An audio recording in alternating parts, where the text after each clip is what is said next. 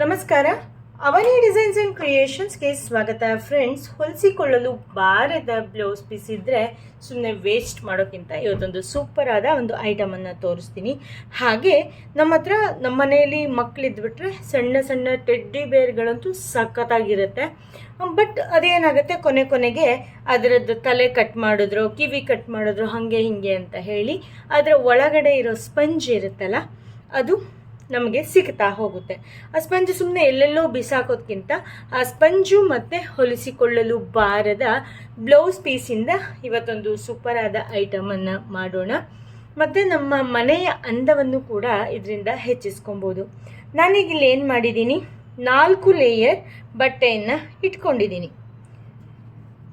4 layer ಬಟ್ಟೆಯ ಮೇಲ್ಗಡೆ ಏನು ಮಾಡಿದ್ದೀನಪ್ಪ ಅಂತಂದರೆ, ಒಂದು ಪ್ಲೇಟಿನ ಸಹಾಯದಿಂದ ಒಂದು ಪ್ಲೇಟನ್ನು ತಗೊಂಡು ಹೀಗೆ ಮಾರ್ಕನ್ನು ಮಾಡ್ಕೊಂಡಿದ್ದೀನಿ, ಒಂದು ಸರ್ಕಲನ್ನು ಮಾಡ್ಕೊಂಡಿದ್ದೀನಿ. ಈ ಸರ್ಕಲ್ ಇಷ್ಟೇ ದುಡ್ಡಕ್ಕೆ ಬೇಕು, ಅಷ್ಟೇ ದುಡ್ಡಕ್ಕೆ ಬೇಕು ಅಂತ ಏನಿಲ್ಲ.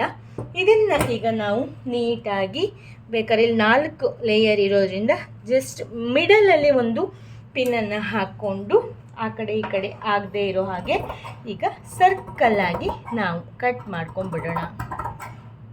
ತುಂಬ ಈಸಿಯಾಗಿ ಜಸ್ಟ್ ಹೊಲಿಲಿಕ್ಕೆ ಬಂದರೆ ಸಾಕು, ಈ ರೀತಿಯಾಗಿ ಮಾಡ್ಕೊಬೋದು.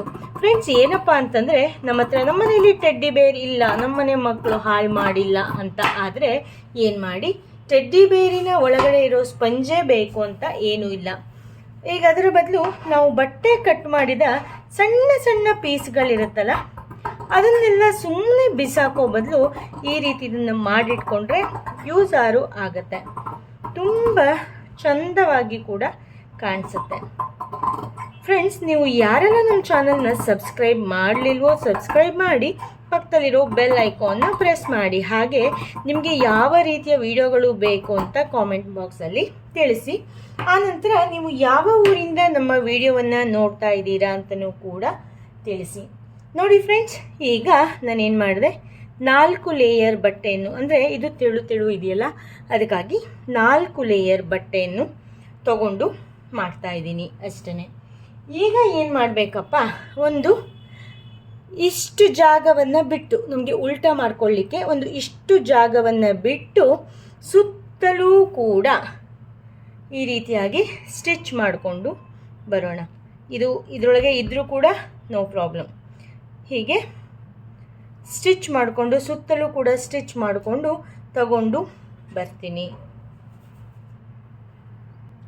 ಯಾಕೆ ಬಟ್ಟೆಯನ್ನು ಉಲ್ಟಾ ಮಾಡಿಕೊಂಡೆ ಅಂದರೆ, ಈ ರೀತಿ ಪ್ರಿಂಟ್ ಇರುತ್ತಲ್ಲ, ಇದು ಮೇಲ್ಗಡೆ ಬರೋದು ಬೇಡ ಅಂತ ಅಷ್ಟೇ, ಮತ್ತಿನ್ನೇನು ಕೂಡ ಇಲ್ಲ. ಈಗ ಏನು ಮಾಡ್ತೀನಿ, ಒಂದು 2 ಇಂಚಿನಷ್ಟು ಗ್ಯಾಪನ್ನು ಬಿಟ್ಟು ಸುತ್ತಲೂ ಕೂಡ ಸ್ಟಿಚ್ ಮಾಡಿಕೊಂಡು ತಗೊಂಡು ಬರ್ತೀನಿ. ನೋಡಿ, ಸುತ್ತಲೂ ಕೂಡ ಸ್ಟಿಚ್ ಮಾಡ್ಕೊಂಬಂದಾಯಿತು. ಇಲ್ಲಿ 1.5-3 ಇಂಚಿನಷ್ಟು ಜಾಗವನ್ನು ಬಿಟ್ಟಿದ್ದೀನಿ. ಇಷ್ಟೇ ಬಿಡಬೇಕು ಅಷ್ಟೇ ಬಿಡಬೇಕು ಅಂತ ಏನಿಲ್ಲ.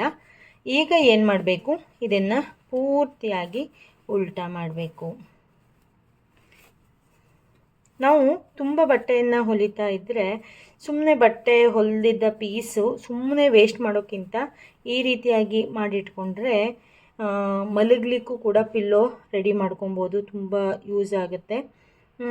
ಹತ್ತಿ ಕೊಟ್ಟು ನಾವು ಮಾಡಿಸ್ಕೊಂಡು ಹೊರಗಡೆ ಮಾಡಿಸ್ಕೊಳ್ಳೋಕ್ಕಿಂತ ಕಡಿಮೆ ಖರ್ಚಲ್ಲೂ ಕೂಡ ನಾವೇ ಮಾಡಿದ್ದೀವಿ ಅನ್ನೋ ಖುಷಿ ಬೇರೆ ಥರ ಇರುತ್ತೆ. ಈಗೆಲ್ಲ ಕಡೆಯೂ ಕೂಡ ಈ ರೀತಿಯಾಗಿ ಹೀಗೆ ಎಳ್ಕೊಂಡು ಸರಿಯಾಗಿ ಮಾಡ್ಕೊಬೇಕು. ನೋಡಿ, ಈ ರೀತಿಯಾಗಿ ಕಾಣಿಸುತ್ತೆ.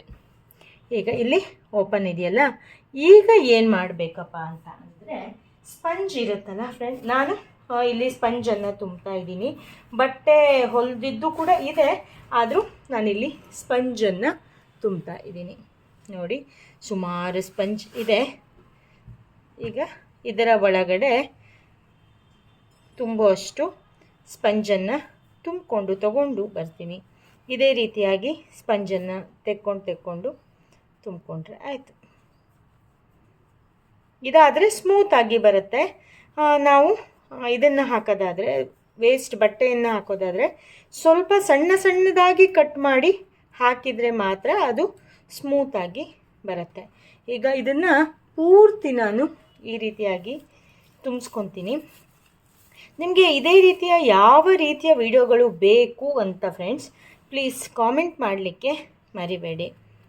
ತುಂಬ ಸಿಂಪಲ್ಲಾಗಿ ವೇಸ್ಟ್ ಅಂತ ಬಿಸಾಕೋದ್ಕಿಂತ ಈ ರೀತಿದ್ದು ಮಾಡಿಕೊಂಡ್ರೆ ದುಡ್ಡು ಕೂಡ ಉಳಿಯುತ್ತೆ ಮತ್ತು ನಾವು ಮಾಡಿದ್ದೀವಿ ಅಂತ ಖುಷಿನೂ ಕೂಡ ಇರುತ್ತೆ. ಇಲ್ಲಿ ಎಲ್ಲೂ ಕೂಡ ಗ್ಯಾಪ್ ಬಿಡದೇ ಇರೋ ರೀತಿಯಲ್ಲಿ ನಾವು ಇದನ್ನು ತುಂಬ್ತಾ ಬರಬೇಕು. ನಾವು ಇಷ್ಟು ತುಂಬಿದ ತಕ್ಷಣ ಇಷ್ಟು ತುಂಬ್ತಲ್ಲ ಸಾಕು ಅಂತ ಅನಿಸುತ್ತೆ, ಬಟ್ಟು ಇಲ್ಲಿ ನೋಡಿ ಇಲ್ಲೆಲ್ಲ ಗ್ಯಾಪು ಹಾಗೆ ಉಳಿದಿರುತ್ತೆ. ನಾವು ನಿಧಾನಕ್ಕೆ ಗಟ್ಟಿಯಾಗಿ ಒತ್ತಿ ಎಲ್ಲ ಕಡೆಯೂ ಕೂಡ ಸ್ಟಿಫ್ ಆಗಿ ತುಂಬಬೇಕು.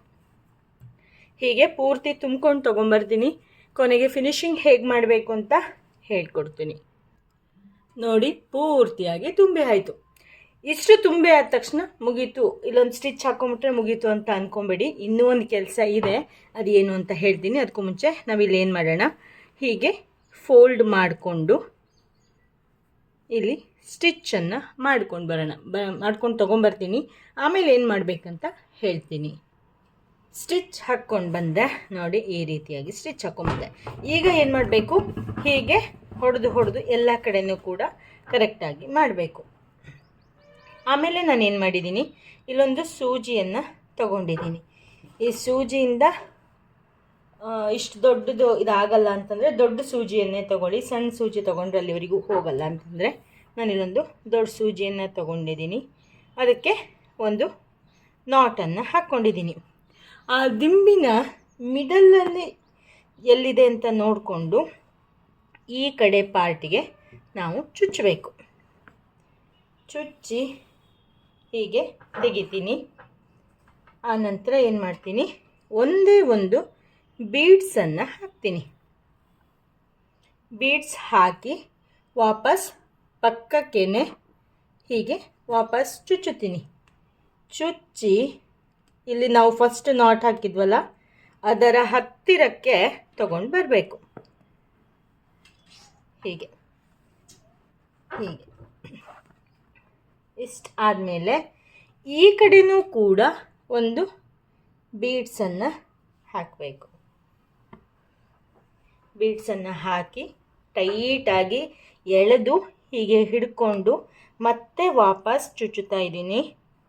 ಚುಚ್ಚಿ ಇಲ್ಲಿ ಏನು ಇದು ಮಾಡಿದ್ವಲ್ಲ, ಇಲ್ಲಿ ನಾಟ್ ಏನು ಹಾಕಿದ್ದೀವಲ್ಲ ಅದೇ ಜಾಗಕ್ಕೆ ಮತ್ತೆ ವಾಪಸ್ ಸೂಜಿಯನ್ನು ತೆಗಿಬೇಕು. ಆವಾಗ ಅಲ್ಲಿ ಸ್ಟಿಫಾಗಿ ಬರುತ್ತೆ ಅಂತ ಅಷ್ಟೇ. ನೋಡಿ ಈ ರೀತಿಯಾಗಿ ಹೀಗೆ ಬಂದ ಮೇಲೆ ನಾವೀಗ ನಾಟನ್ನು ಹಾಕಬೇಕು. ಹೇಗೆ ಅಂತಂದರೆ ಈ ಬೀಡ್ಸಿಗೆ ಸುತ್ತರಿಸಿ ನಾವು ನಾಟನ್ನು ಹಾಕಬೇಕು.